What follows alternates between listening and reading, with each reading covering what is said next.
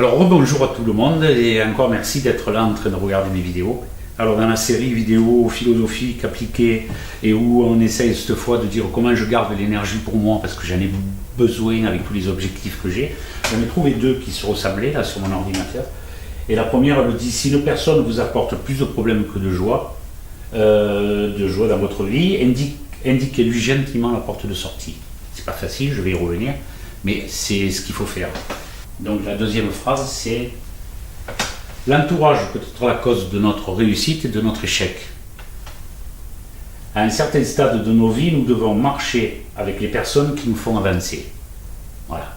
Donc quand il rentre une personne dans notre vie, soit elle va nous apporter du plus, soit elle va nous tirer vers le bas.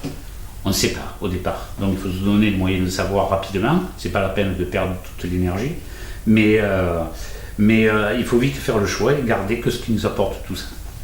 Alors pour faire tout ça, je vais parler dans une vidéo précédente d'un sac à dos qu'on avait de notre naissance à notre mort et où on chargeait tout dedans et qu'à un moment donné dans notre vie il devenait très lourd.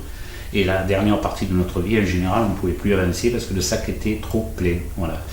Donc dans le cadre du grand nettoyage de votre sac, il serait intéressant que vous puissiez faire l'inventaire des gens qui vous fréquentent, de votre vie familiale, affective et sociale, et de pouvoir dire qui m'apporte de l'énergie et qui me mange énormément d'énergie.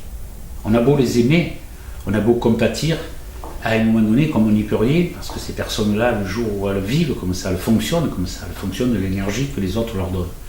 Et quand elles ont plus qu'elles veulent, d'une manière naturelle, comme un lierre sur un chêne, hop, elles vont se poser sur notre chaîne et elles continueront toujours comme ça sans que vous puissiez leur apporter de toute façon la solution.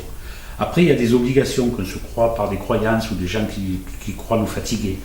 Il y a des couples qui ont divorcé parce qu'ils n'ont rien fait de leur vie, parce que dans le rituel de la famille, il fallait aller manger chez les beaux-parents tous les dimanches.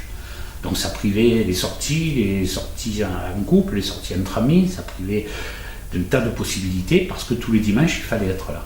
Puis le jour où, après avoir craqué, discuté en couple, on a pu mettre ça sur la table un dimanche en disant vous savez, on vous aime bien, c'est pas qu'on n'est pas bien ici, mais on aimerait de temps en temps avoir un peu autre chose à faire pour pouvoir...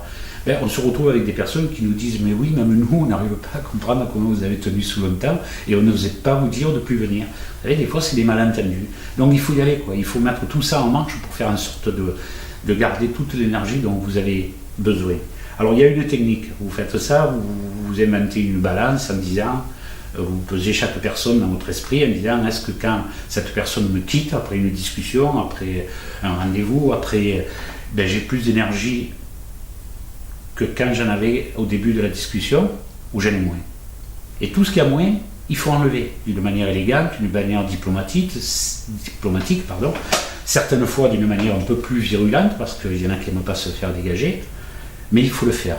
Et une fois que vous avez compris ça, on peut continuer à être open avec tout le monde, sociable, ouvrir ses portes, tester les gens. Mais ce qu'on fait, c'est qu'on s'imagine qu'on a un joli petit terrain autour de notre maison privée, c'est-à-dire nous, avec une belle clôture fermée, mais fleurie, jolie, que ce ne soit pas une prison, et vous imaginez avoir un portillon qu'on ouvre avec une code que vous donnez à toutes ces personnes-là. Et vous vous mettez dans la tête de changer le code tous les mois. Ce qui veut dire qu'après avoir étudié les personnes qui venaient là et vérifié si ça valait le coup de profiter de l'énergie que ces personnes vous donnaient gratuitement, pas que vous alliez chercher, autrement vous deviendrez aussi un parasite, mais ces personnes qui spontanément vous apportent du bien, ceux-là vous leur donnez le nouveau code.